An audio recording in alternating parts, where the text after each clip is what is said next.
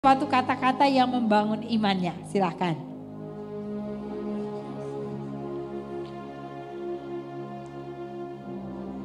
Oke, puji Tuhan, kalau sudah boleh dipersilahkan duduk kembali.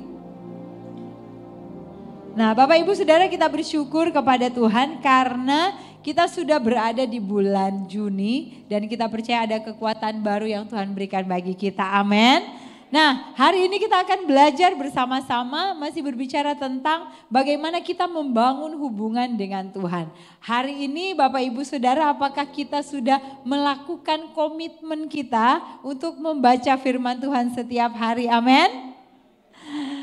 Amin. Dan kita percaya dengan pertolongan Tuhan kita dimampukan. Bapak Ibu Saudara, kita tidak akan tahu apa isi hati Tuhan kalau kita tidak membaca dan merenungkan serta melakukan firman Tuhan. Oleh sebab itu penting bagi kita untuk memiliki hubungan pribadi dengan Tuhan. Tadi pagi saya share lagu, saya tidak tahu nama penciptanya atau penyanyi yang awal menyanyikan itu siapa.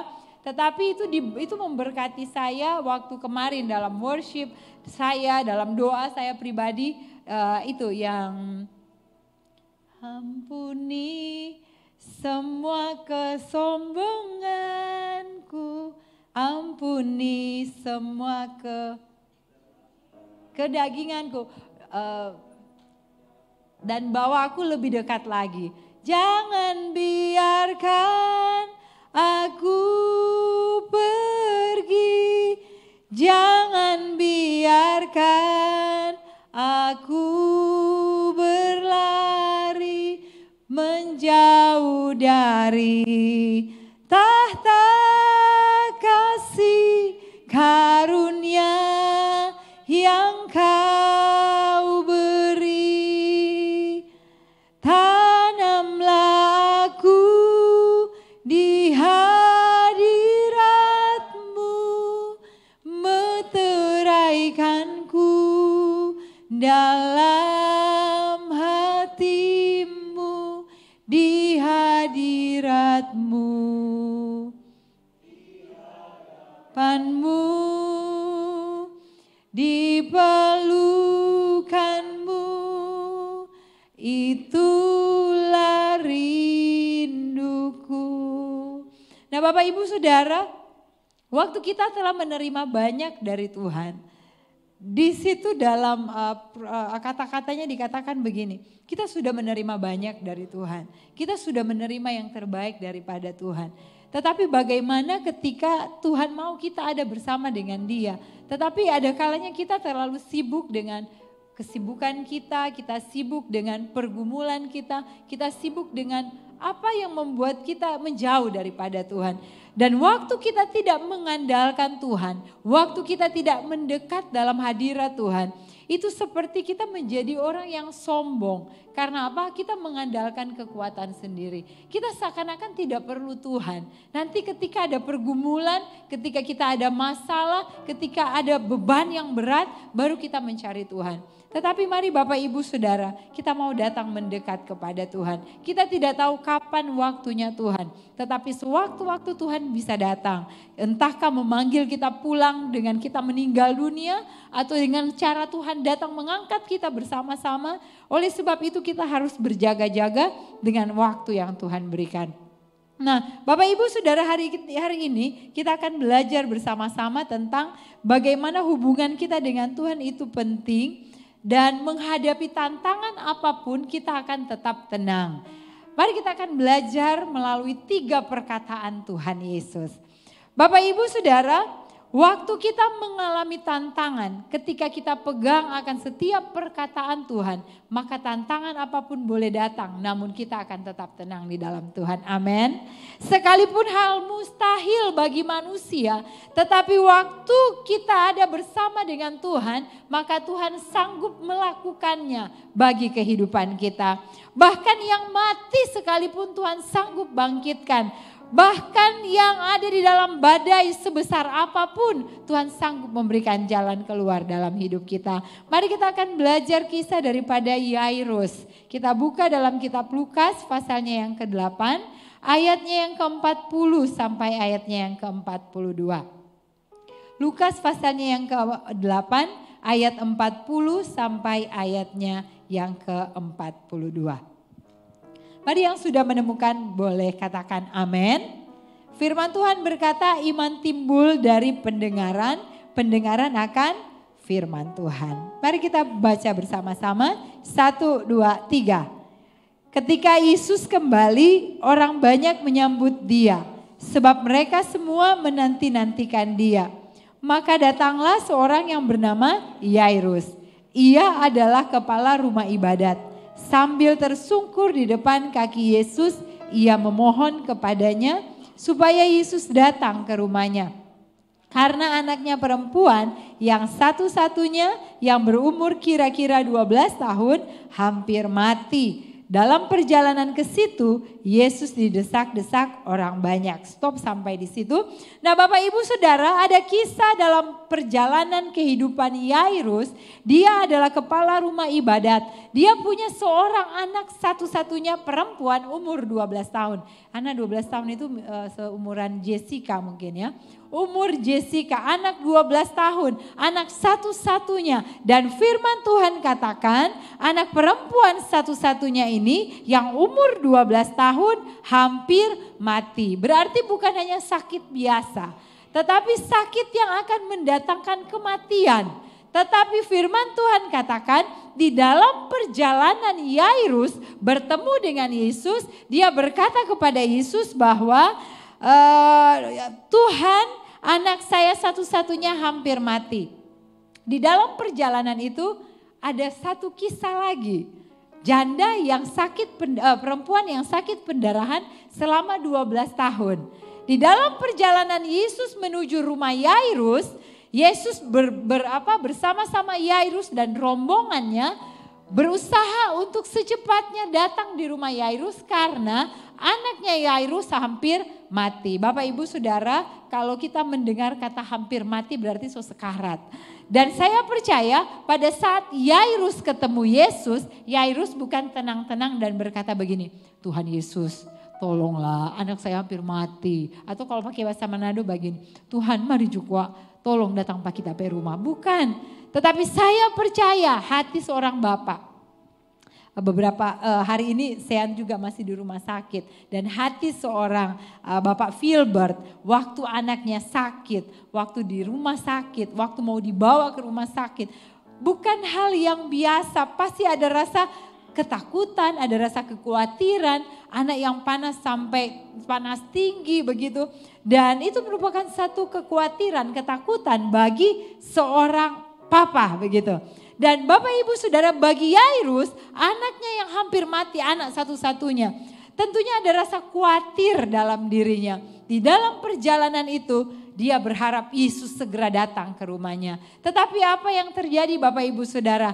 Ada skip beberapa waktu karena ada seorang perempuan yang sakit pendarahan yang sudah lama menantikan Yesus lewat. Dan dia berkata asal ku jama ujung jubah Yesus, saya pasti sembuh. Apakah itu tidak ada di dalam rencana Tuhan? Pasti ada dalam rencana Tuhan. Tetapi mengapa Yesus rela untuk ada di sana sebelum datang ke rumah Yairus? Yesus menyembuhkan orang yang sakit pendarahan itu dan mujizat Tuhan dinyatakan. Waktu dalam perjalanan itu seorang wanita 12 tahun pendarahan. Bapak Ibu Saudara, yang wanita-wanita yang setiap bulannya dengan biasanya datang bulan, ada orang yang sampai sakit perut dan sebagainya, ada yang sampai pusing, ada yang sampai memang harus terbaring di tempat tidur karena sakit misalkan begitu, yang waktu datang bulan.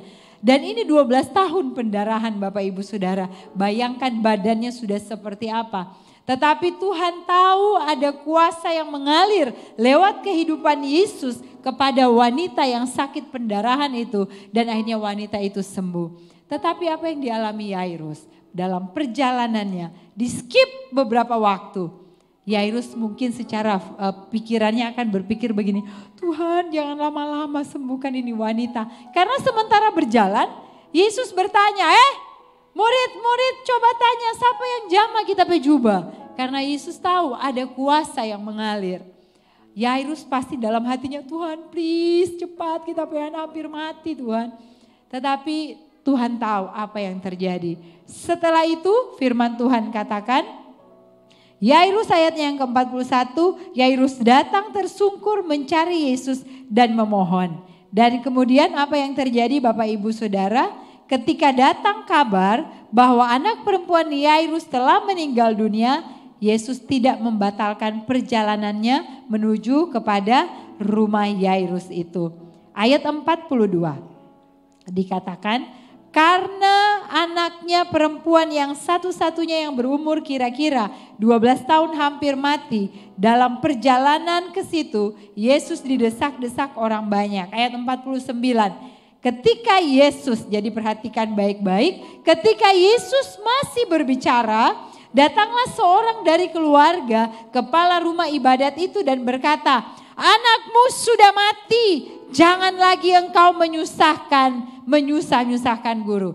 Bapak Ibu Saudara, Yesus masih berbicara. Yesus masih berbicara dengan wanita itu. Yesus masih berbicara dalam kumpulan itu. Tiba-tiba keluarga Yairus datang dan kasih kabar. Bapak-bapak di sini. Waktu bapak-bapak sementara membutuhkan pertolongan kesembuhan anak. Tiba-tiba ada orang dari rumah dan bilang, itu anak meninggal. Bagaimana perasaan bapak-bapak? Bagaimana perasaan orang tua? Itu yang dilakukan orang-orang yang datang kepada Yesus. Keluarganya datang dan berkata begini, anakmu sudah mati, jangan lagi engkau menyusah-nyusahkan guru.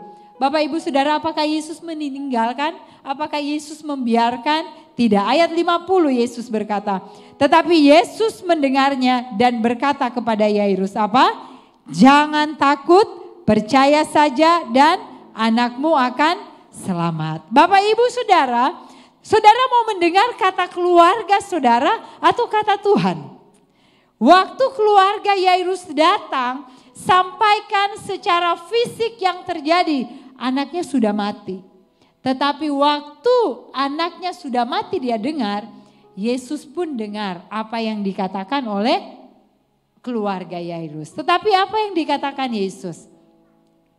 Yesus mendengarnya dan berkata kepada Yairus, jangan takut, percaya saja dan anakmu akan selamat. Bapak Ibu Saudara, kadangkala sesuatu yang terjadi dalam kehidupan kita secara mata jasmani kita itu sangat mengganggu dalam tanda kutip iman kita kepada Tuhan. Pergumulan yang kita alami kadangkala mengganggu pertumbuhan iman kita kepada Tuhan. Tetapi apakah kita mau melihat apa yang kelihatan atau kita mau melihat dengan mata iman melalui apa yang Yesus sampaikan lewat firman Tuhan. Yairus secara manusia dia drop. Waktu dia berharap anaknya sembuh, tiba-tiba berita datang, anaknya meninggal. Tetapi dia mau taat dengar kata Tuhan. Tuhan dengar apa yang mereka katakan dan Tuhan katakan, jangan takut, percaya saja. Nah Bapak Ibu Saudara yang diberkati Tuhan, ayat 51. Firman Tuhan berkata, setibanya di rumah Yairus, Yesus tidak memperbolehkan seorang pun ikut masuk dengan dia, kecuali Petrus, Yohanes, Yakobus dan ayah anak itu serta ibunya. Semua orang menangis dan meratapi anak itu. Akan tetapi Yesus berkata, jangan menangis. Ia tidak mati tetapi tidur. Mereka menertawakan dia karena mereka tahu bahwa anak itu telah mati. Lalu Yesus memegang tangan anak itu dan berseru kepadanya, hai anak, bangunlah. Maka kembalilah roh anak itu dan seketika itu juga ia bangkit berdiri. Lalu Yesus menyuruh mereka memberi anak itu makan. Nah Bapak Ibu Saudara yang diberkati oleh Tuhan kita Yesus Kristus. Firman Tuhan berkata, mereka menertawakan dia. Siapa yang dorang kasih tertawa? Yairus atau Yesus? Yesus. Tega enggak Bapak Ibu Saudara? Yesus dorang kasih tertawa. Orang-orang di sekitar menertawakan dia. Dia kata huruf besar di sini.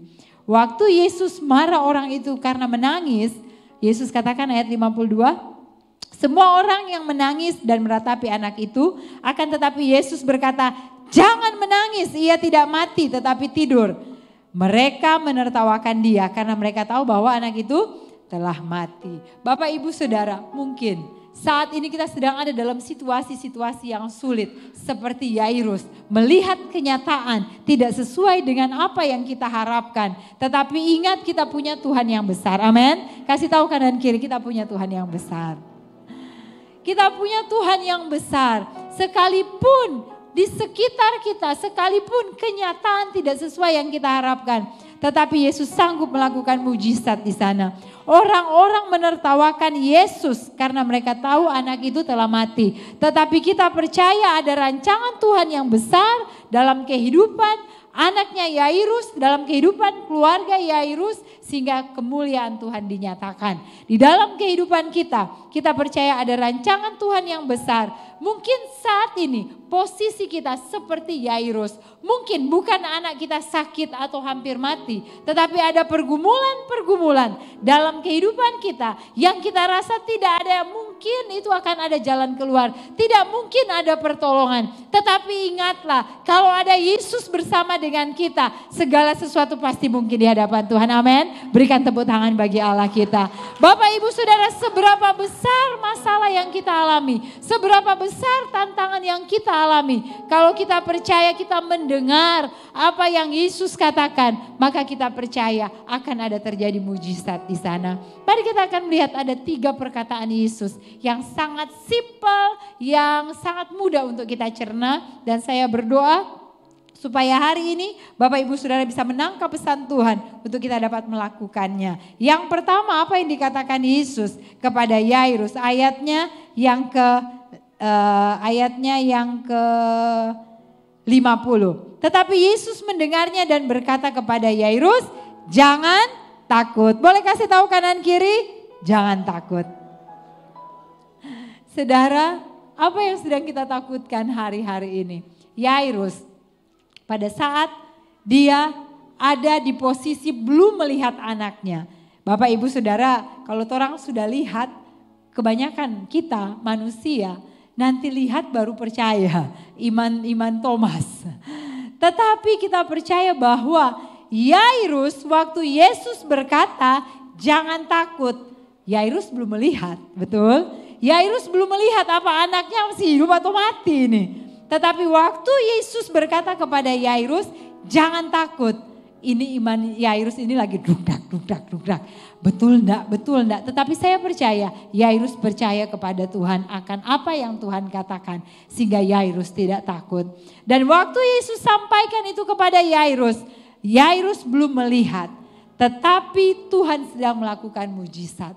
Bapak Ibu Saudara, dalam kehidupan kita, waktu kita menghadapi tantangan, jangan takut menghadapi apapun. Karena kita percaya kalau ada Tuhan bersama-sama dengan kita, kalau Tuhan berkata jangan takut, berarti Tuhan sanggup menolong dan memelihara kehidupan kita. Apapun yang akan Yesus lakukan bagi kita, bahkan dalam situasi yang sulit dan seakan-akan sudah tidak ada jalan, tetap lihat dan pandang kepada Tuhan, jangan takut. Amin. Sekalipun mungkin kita merasa sulit Tuhan, sekalipun kita merasa tidak ada jalan keluar, tetapi tetap pandang kepada Tuhan. Bapak Ibu Saudara, Yairus mengalami situasi yang secara manusia sangat menakutkan. Anak satu-satunya meninggal, tetapi dia ingat perkataan Tuhan, jangan takut. Bapak Ibu Saudara, Yesus tahu waktu yang terbaik untuk menolong kita. Amin. Boleh kasih tahu kanan kiri, Yesus tahu waktu yang terbaik. Yesus tahu waktu yang terbaik. Waktu manusia berbeda dengan waktu Tuhan. Amin. Firman Tuhan berkata 1 hari sama 1000 hari di hadapan Tuhan.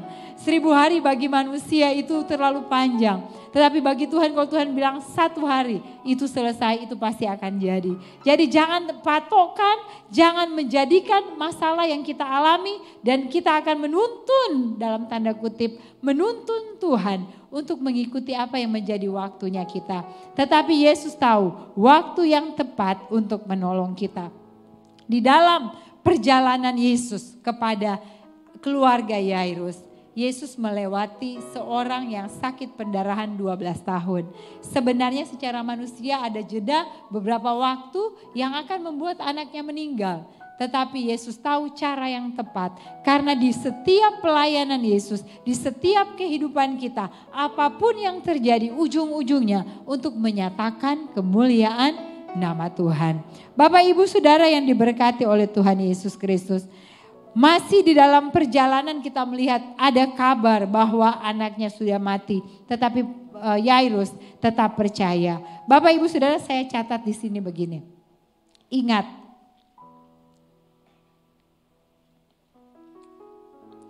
ketika hal yang tidak menyenangkan mengejutkan kehidupan kita, dan ketika kita memutuskan datang kepada Yesus, pilihan yang tepat, maka jangan pernah kita berpikir jalan Tuhan untuk menolong kita seperti jalan kita. Amin. Waktu kita datang kepada Tuhan, waktu ada masalah atau ada situasi yang mengejutkan kita, yang tiba-tiba datang, apakah itu tantangan, apakah itu pergumulan, datang dalam kehidupan kita, dan waktu kita mengambil keputusan yang tepat, mengambil pilihan yang tepat untuk datang kepada Tuhan, maka jangan berpikir jalan Tuhan untuk mengikuti jalan kita. Tetapi mari kita mau tetap mengikuti apa yang menjadi rencana Tuhan bagi kita. Amin. Saudara, tidak ada situasi yang paling buruk sekalipun yang tidak bisa Tuhan ubah untuk menyatakan kuasa-Nya. Amin. Tidak ada situasi yang terlalu sulit sekalipun yang tidak bisa Tuhan ubah dalam kehidupan kita. Situasi yang buruk Tuhan sanggup ubahkan menjadi situasi yang terbaik ketika kita bersyukur. Amin. Bilang kiri kanan, bersyukur. Bersyukur itu merupakan hal yang luar biasa yang harus kita lakukan. Bersyukur saat orang terima rumah baru, itu haleluya, betul? Bersyukur ada gaji 13, itu berseri-seri, amin. Bersyukur saat menembak pacar dan diterima, itu haleluya untuk bersyukur. Bersyukur ketika beras habis, tiba-tiba ada orang yang batoki, sorry, kenapa ini ada titipan apa? Ada beras 5 kilo, oh haleluya untuk bersyukur. Tetapi bagaimana saat ada penderitaan datang? Pada saat ada tantangan datang? Pada saat ada pergumulan datang? Apakah kita mau tetap bersyukur? Apakah kita mau tetap pikul salib seperti lagu tadi? Apakah kita mau tinggalkan salib? Kita hanya mau cari saat bersyukur, tetapi kita mau tetap pikul salib. Ingat, di balik salib ada kemuliaan. Amin. Di balik salib ada kemenangan. Kita tidak akan menerima kemenangan tanpa memikul salib. Oleh sebab itu berapa berat salib yang kita pikul, jangan baku tukar. Jim, tukar kok. Kak salib terlalu berat, tukar dengan Jimmy. Tidak bisa Bapak Ibu Saudara. Suami istri pun tidak bisa tukar pikul salib, tidak bisa. Bilang kanan kiri, pikul sendiri. Karena masing-masing kita punya salib masing-masing Bapak Ibu Saudara. Jangan bilang, aduh kelihatannya salibnya Bapak Gembala lebih ringan. Dapalia kecil, marupa besi enteru. Kayu besi. Nah Bapak Ibu Saudara, dapalia itu brur sana, DP salib besar sekali malah dia enjoy. Coba tukar. Pada saat saudara pikul itu tidak mudah, berat. Tetapi kenapa dia bisa? Karena dia bersyukur. Oleh sebab itu seberat apapun salib yang kita punya, mari mau bersyukur kepada Tuhan. Amin. Pujian tadi sangat memberkati Bapak Ibu Saudara. Saya sangat diberkati dengan pujian tadi, pikul salib. Bahkan di dalam keadaan apapun harus pikul salib dan bersyukur dengan apa yang kita alami. Nah Bapak Ibu Saudara, mungkin hari-hari ini kita sedang berada dalam situasi seperti Yairus. Dan Tuhan katakan jangan takut. Mungkin saat ini saudara lagi begini-begini. Pulang ini mau jalan kaki atau ada malaikat Tuhan yang kirimkan. Pulang ini ada burung gagak enggak ya. Untuk mengirimkan makanan. Pulang ini apakah ada pertolongan enggak ya untuk besok anak-anak sekolah. Tetapi percayalah jangan takut apapun keadaan kita. Tuhan tidak akan pernah meninggalkan kita. Amin. Nah di dalam Alkitab kalau kita membaca kurang lebih 365 kali kata jangan takut dicatat di sana. Dalam 1 tahun ada 365 hari. Artinya apa? Setiap hari Tuhan katakan jangan takut. Berarti setiap hari Tuhan selalu ingatkan kita untuk tidak takut. Bapak Ibu Saudara, ada satu kisah. Kita baca dalam Matius 14 ayatnya yang ke-24 sampai ayatnya yang ke-27. Ini kisah tentang murid-murid Yesus pada saat mereka ada gelombang badai dalam hidup mereka dan mereka melihat ada Yesus di sana. Matius 14 ayat 24 sampai ayatnya yang ke-27. Yang sudah menemukan katakan amin. Mari kita baca bersama-sama. 1, 2, 3. Perahu murid-muridnya sudah beberapa mil jauhnya dari pantai dan diombang-ambingkan gelombang karena angin sakal. Kira-kira jam 3 malam datanglah Yesus kepada mereka berjalan di atas air. Ketika murid-muridnya melihat dia berjalan di atas air, mereka terkejut dan berseru, "Itu hantu!" Lalu berteriak-teriak karena takut. Tetapi segera Yesus berkata kepada mereka, "Tenanglah, aku ini, jangan takut." Sama keadaan Yairus dan murid-murid Yesus. Kisah firman Tuhan berbicara tentang Yesus dan murid-muridnya selesai pelayanan. Mereka ada di dalam satu tempat dan Yesus katakan kepada murid-murid, "Bertolaklah ke seberang terlebih dahulu. Saya mau berdoa di bukit." Dan pada saat Yesus berdoa, di dalam perjalanan murid-murid jam 3 subuh angin badai datang, gelombang besar datang menerpa mereka. Dan apa yang terjadi Bapak Ibu Saudara? Yesus tidak mendengar teriakan mereka. Yesus tidak mendengar secara langsung teriakan mereka. Tetapi Yesus tahu mereka ada dalam bahaya.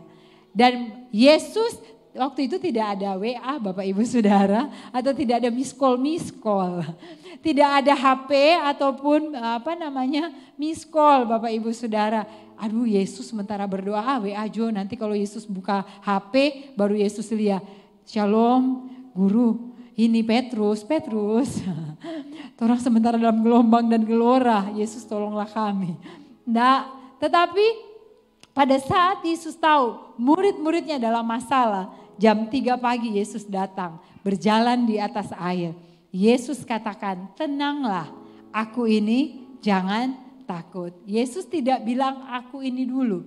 Tetapi Yesus tenangkan mereka. Yesus katakan jangan takut, aku ini. Bapak Ibu Saudara, kebanyakan kita sudah dengar suara Tuhan, sudah dengar firman Tuhan, sudah banyak terima firman Tuhan. Tetapi kita masih ragu dengan apa yang Tuhan katakan. Tetapi Yesus ingatkan dalam hidup kita, murid-murid Yesus pada waktu itu mereka ketakutan, mereka berteriak karena takut. Tetapi Yesus berkata kepada mereka, "Tenanglah, aku ini, jangan takut." Kalau ada Yesus dalam hidup kita, kita tidak akan takut menghadapi apapun. Amin. Suami istri dalam rumah tangga, undang Yesus dalam keluargamu. Kita dalam kehidupan anak-anak muda, dalam studi, biarkan Yesus ada dalam hidupmu. Sehingga itu akan membuat engkau kuat dan tidak takut menghadapi apapun. Bukan dengan cara bagaimana kita menghadapi tantangan, tetapi bersama dengan siapa kita berjalan. Itu yang akan menentukan kita akan menjadi kuat atau menjadi lemah. Amin. Bersama siapa kita berjalan hari-hari ini. Kalau Yesus ada bersama kita, Yairus melihat mujizat karena Yesus ada bersama-sama dengan dia. Murid-murid menghadapi badai, ada jalan keluar, gelombang diredahkan. Karena apa? Yesus ada di sana. Yang kedua, mari kita akan belajar. Perkataan Yesus yang kedua. Firman Tuhan berkata di dalam ayatnya yang ke-50, tetapi Yesus mendengarnya dan berkata kepada Yairus, "Jangan takut, percaya saja." Katakan percaya saja. Asal percaya saja, semua sakit hilanglah. Oleh darah Yesus tertolong. Bilurnya, bilurnya, bilurnya, bilurnya sungguh heran. Bilurnya, bilurnya membawa kesembuhan. Asal percaya saja, semua sakit hilanglah. Oleh darah Yesus tertolong. Amin. Bapak Ibu Saudara, sudah tahu tahun-tahun berapa yang ada bersama-sama. Ada yang anak-anak muda dan sudah tahu ini lagu. Tapi kita percaya ada kuasa lewat pujian kita. Amin. Percaya saja segala sakit penyakit, segala beban kita, Tuhan sanggup melakukannya, memberikan kita jalan keluar. Ayatnya yang ke-49 firman Tuhan berkata, Lukas 8 ayatnya yang ke-49. Mari kita baca bersama-sama, 1, 2, 3. Ketika Yesus masih berbicara, datanglah seorang dari keluarga kepala ibadat, rumah ibadat itu dan berkata, anakmu sudah mati, jangan lagi engkau menyusah-nyusahkan guru. Bapak ibu saudara, waktu Bapak ibu saudara dalam posisi Yairus, saat ada orang bilang sudah mati, apakah saudara masih mau tetap percaya dia hidup? Jimmy, seandainya Jimmy P anaknya Jimmy, sementara Jimmy P mai tua, aduh so panas nih adik pak, pak ini anak so panas, jangan bilang minum air supaya dingin.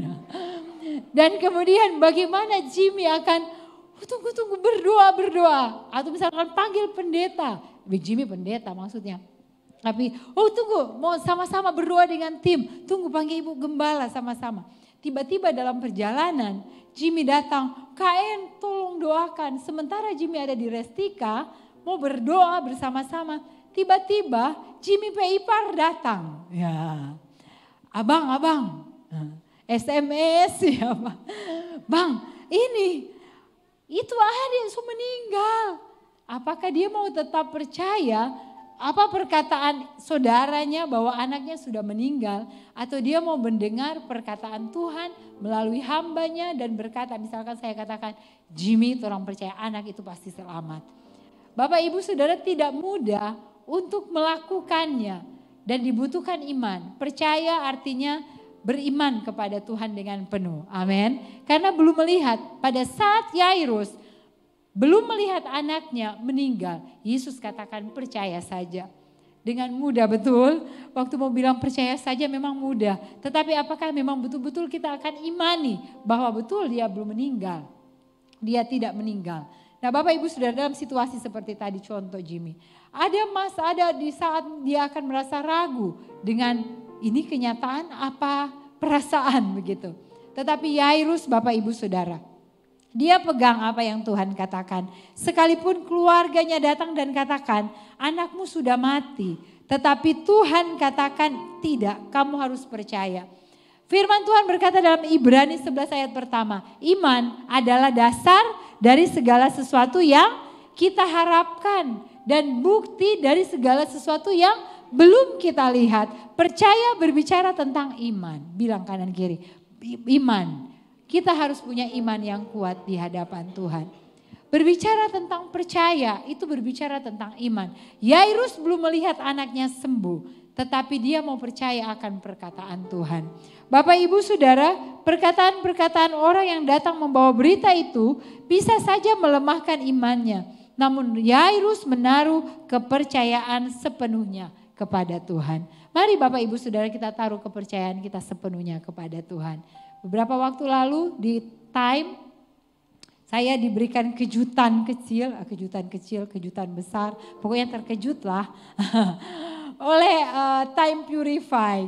Awalnya kan Time Imamat Rajani mau di Restika untuk datang bersama-sama gembala, tetapi karena ada ibadah penghiburan jadi disatukan di Impact. Dan saya dikejutkan dengan kedatangan rekan-rekan keluarga kita dari Purify. Dan di dalam sharing itu Bapak Ibu Saudara, ada satu keluarga yang sharing bagaimana pertolongan Tuhan yang terjadi. Tidak ada lagi uang transport, tetapi dengan cara Tuhan, dia percaya Tuhan sanggup menyediakan dan tiba-tiba mujizat Tuhan terjadi. Saya sangat bersyukur akibat dari kesetiaan mereka melayani Tuhan. Tuhan tidak pernah melupakan, Tuhan memperhitungkan semuanya. Dan tiba-tiba katanya biasanya gajian tanggal 1, tetapi hari itu diundur 1 hari sebelumnya. Dan kemudian saya katakan bukan karena kebetulan, karena Tuhan tahu sudah ada. Makanya Tuhan kirimkan itu. Dan hal itu tidak pernah terjadi, baru kali itu terjadi. Dan yang datang bos langsung dari Jakarta dan mengatakan bahwa gajian hari ini, tidak tunda besok tetapi hari ini. Dan itu hal yang mustahil baginya, tetapi itu Tuhan lakukan. Dan Bapak Ibu Saudara, karena apa? Percayanya kepada Tuhan. Saat-saat ini mungkin kita ada dalam situasi yang dibutuhkan iman yang lebih kepada Tuhan. Dan saya sangat bersyukur buat semua tim pelayan yang terus menopang saya dalam doa. Saya boleh kuat, saya boleh berdiri, saya boleh menyampaikan firman Tuhan. Saya percaya sekalipun melalui proses sakit yang saya lewati, dan saya percaya Tuhan memberikan kekuatan. Dan saya sangat bersyukur buat doa-doa seluruh pelayan, bahkan semua jemaat Tuhan yang selalu support di dalam doa dan di dalam setiap apapun yang kita lakukan untuk pekerjaan Tuhan ini. Nah, Bapak Ibu Saudara, berbicara tentang percaya. Satu waktu saya beberapa waktu lalu saya di rumah sakit, saya check up dan kemudian dokter katakan, ini satu jumlah yang cukup besar, tetapi dalam waktu yang singkat begitu drastis menurun, dan itu yang membuat saya semakin kuat, semakin fisik semakin kuat, dan saya percaya itu bukan karena kuat dan gagah saya. Dokter sampai katakan ibu kuat katanya, dan saya katakan puji Tuhan, saya tahu itu bukan karena saya, tetapi karena Tuhan, karena doa-doa kita sekalian. Boleh berikan kemuliaan bagi Tuhan. Nah, Bapak Ibu Saudara, orang di sekitar kita melalui kehidupan Yairus kita belajar lagi. Orang sekitar kita bilang bahwa anaknya sudah mati, malah mereka menertawakan Yesus. Namun Yairus tetap percaya akan perkataan Tuhan. Orang sekitar kita bisa saja bilang sudah terlambat, tidak ada pertolongan. Orang sekitar bilang tidak ada jalan keluar. Mungkin secara logika kita pun melihat tidak ada pintu. Tetapi Bapak Ibu Saudara, Tuhan punya banyak cara untuk menolong kita, amin. Satu pintu tertutup, banyak pintu yang Tuhan bukakan bagi kita. Asal percaya saja, amin. Asal percaya saja, maka Tuhan sanggup melakukan bagi kita. Banyak ketidakmungkinan, tetapi Tuhan sanggup menjadikan itu mungkin. Banyak kemustahilan, tetapi Tuhan sanggup melakukannya. Asal kita percaya dan dengarkan kata Tuhan. Jangan dengarkan kata orang, jangan dengarkan karena kita hidup bukan berdasarkan perkataan orang. Kita akan menjadi lemah iman kita kalau kita mendengar apa yang seharusnya kita tidak dengar. Kita harus dengar perkataan Tuhan yang akan membuat kita menjadi kuat. Bapak Ibu Saudara yang diberkati oleh Tuhan Yesus Kristus, Yairus percaya akan perkataan Tuhan. Karena firman Tuhan berkata dalam 2 Korintus 5 ayat 7, mari kita baca bersama-sama. 2 Korintus 5 ayat yang ke-7. 1, 2, 3. Sebab hidup kami ini adalah hidup karena percaya, bukan karena melihat. Artinya hidup dengan iman. Iman adalah dasar dari segala sesuatu yang kita harapkan dan bukti dari segala sesuatu yang belum kita lihat. Jadi firman Tuhan katakan hidup kita ini adalah hidup oleh iman, bukan karena melihat. 3 minggu yang lalu saya drop Bapak Ibu Saudara di rumah. Saya drop secara fisik, secara mental. Saya drop karena intimidasi dan membuat saya seakan-akan menjadi lemah. Dan saya bersyukur orang-orang di sekitar menguatkan saya. Saya bersyukur ada leaders, ada tim pelayan, terlebih ada Bapak Gembala yang selalu bersama-sama dengan saya untuk terus menopang. Dan Bapak Ibu Saudara, sampai ada satu kali dalam doa kami di rumah, ada orang-orang Restika, kita berdoa. Dan Bapak Gembala kasih ayat ini. Ingat bahwa hidup kita percaya bukan karena melihat. Saya katakan amin. Bapak Gembala bilang 5 kali. 5 kali saya bilang Bapak Ibu Saudara. Sebab saya hidup bukan karena percaya, namun bukan karena melihat, namun karena percaya. Saya ucapkan terus membangkitkan iman saya. Dan saya percaya Tuhan memberikan kekuatan. Bapak Ibu Saudara, kalau kita mulai lemah, percayalah firman Tuhan terus memberikan kita kekuatan. Katakan kepada Tuhan, saya hidup karena percaya bukan karena melihat.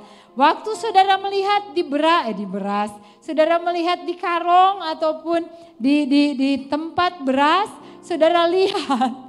Boleh praktek ya Bapak Ibu Saudara. Saudara lihat sekalipun itu kurang ada beberapa butir beras, saudara katakan dengan iman, boleh praktek.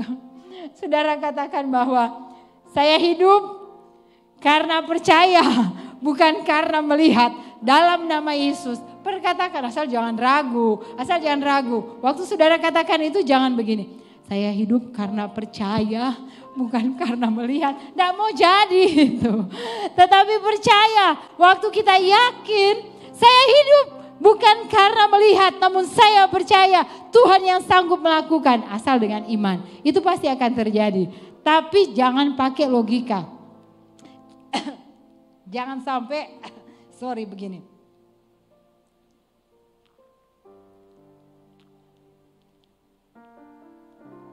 Jangan sampai Bapak Ibu Saudara berpikir ketika saudara habis bilang begini, saya hidup oleh karena percaya,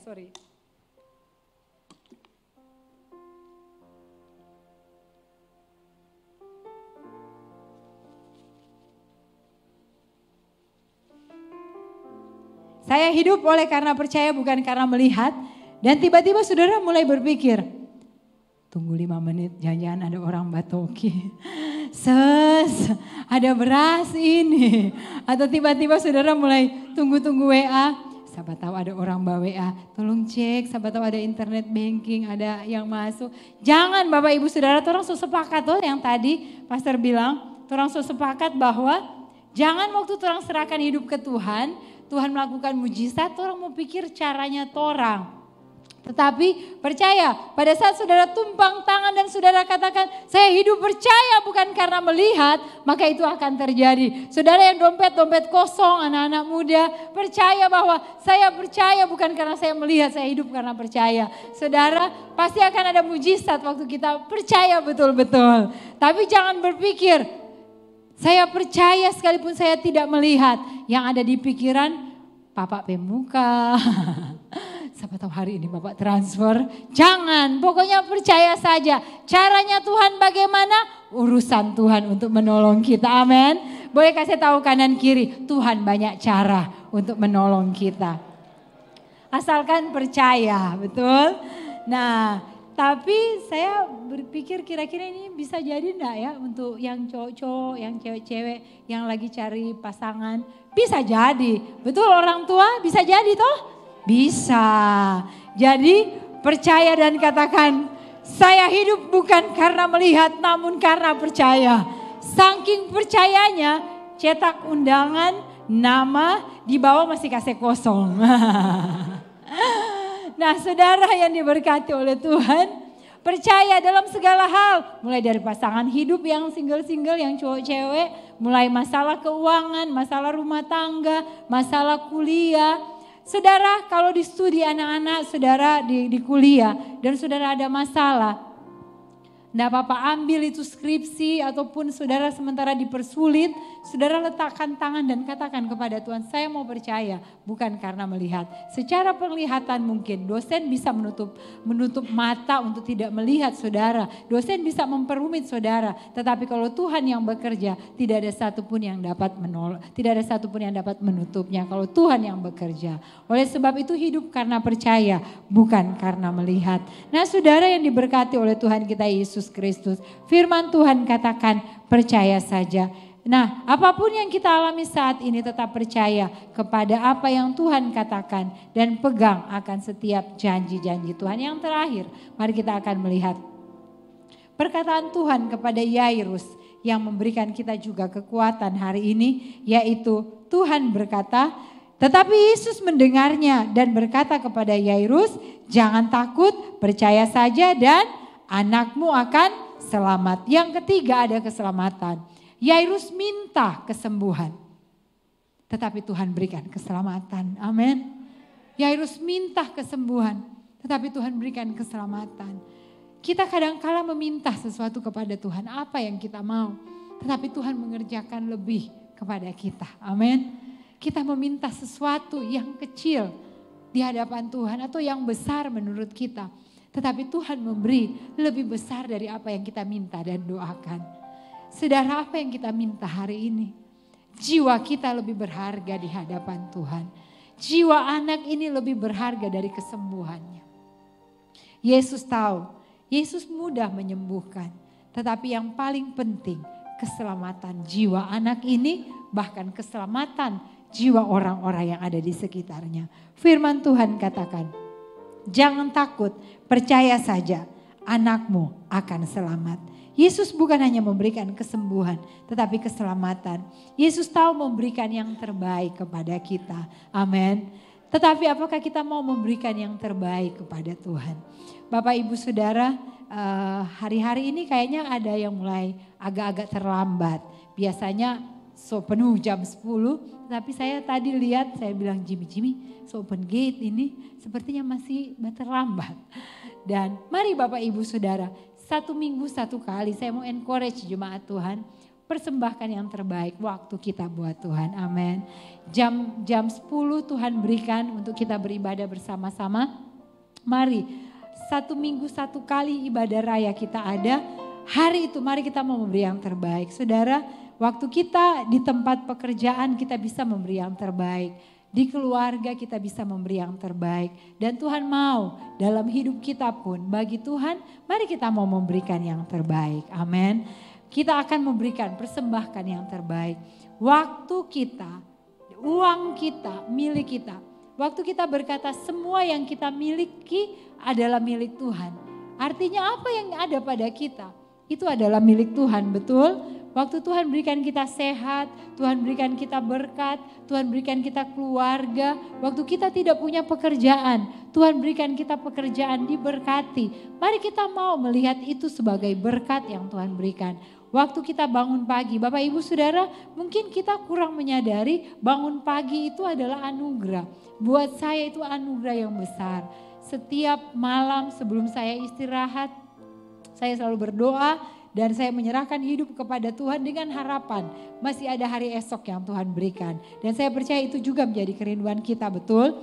Tetapi pada saat pagi waktu kita bangun, apakah kita sudah menyadari bahwa waktu saya bangun ini merupakan anugerah Tuhan. Dan artinya bahwa ada hari yang baru yang harus kita berikan yang terbaik lagi kepada Tuhan. Amin. Hari yang baru yang lebih baik yang akan saya berikan lebih daripada hari-hari kemarin.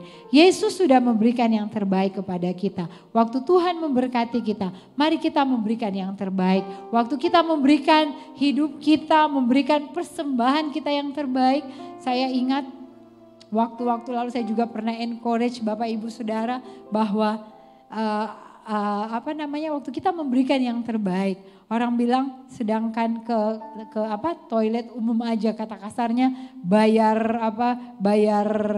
masuk toilet umum 2.000, 3.000 sampai ada yang 5.000, persembahan orang kasih 1.000 buat Tuhan. Bapak Ibu Saudara, mari kita mau memberikan yang terbaik. Ketika kita menyadari kita sudah menerima yang terbaik, maka kita akan malu di hadapan Tuhan ketika kita tidak memberikan yang terbaik. Amin. Oleh sebab itu, mari waktu kita menerima firman Tuhan bahwa bukan hanya doa kesembuhan yang diberikan oleh Tuhan, kesembuhan kepada anaknya Yairus, tetapi Tuhan memberikan keselamatan dalam hidupnya. Artinya Tuhan memberikan lebih dari apa yang dia minta. Bapak Ibu Saudara, orang tua ini mengharapkan kesembuhan, tapi Tuhan memikirkan jiwa anak ini. Mari kita buka dalam Kisah Para Rasul 4 ayatnya yang ke-12. Kisah Para Rasul 4 ayat 12. Kita baca bersama-sama, 1, 2, 3. Dan keselamatan tidak ada di dalam siapapun juga selain di dalam Dia. Sebab di bawah kolong langit ini tidak ada nama lain yang diberikan kepada manusia yang olehnya kita dapat diselamatkan. Jadi tidak ada keselamatan di dalam siapapun Bapak Ibu Saudara. Di bawah kolong langit ini hanya ada satu nama, yaitu nama Yesus yang sanggup menyelamatkan setiap kita. Yairus tidak bisa menyelamatkan anaknya. Saya tidak bisa menyelamatkan Bapak Ibu Saudara. Saya tidak bisa menyelamatkan keluarga saya. Hanya Yesus yang sanggup menyelamatkan kehidupan kita. Bapak Ibu Saudara, jiwa anak ini sangat berharga bagi Yesus lebih dari kesembuhannya. Dan saya percaya jiwa-jiwa kita lebih berharga dari apa yang menjadi kebutuhan kita. Amin. Jiwa-jiwa kita lebih berharga dari pergumulan yang kita alami. Dengan mudah Yesus bisa melakukan mujizat. Tetapi yang Yesus perhatikan adalah keselamatan jiwa kita. Lukas 19 ayat yang ke-10. Mari kita baca ayat yang terakhir. Saya undang tim musik. dan singers boleh membantu saya. Lukas pasalnya yang ke-19 ayat 10, kita baca bersama-sama. 1, 2, 3. Sebab anak manusia datang untuk mencari dan menyelamatkan yang hilang. Yesus datang ke dalam dunia untuk mencari dan menyelamatkan yang hilang. Mari Bapak Ibu Saudara, di dalam Tuhan kita jangan takut, kita percaya. Dan percayalah bahwa ada keselamatan.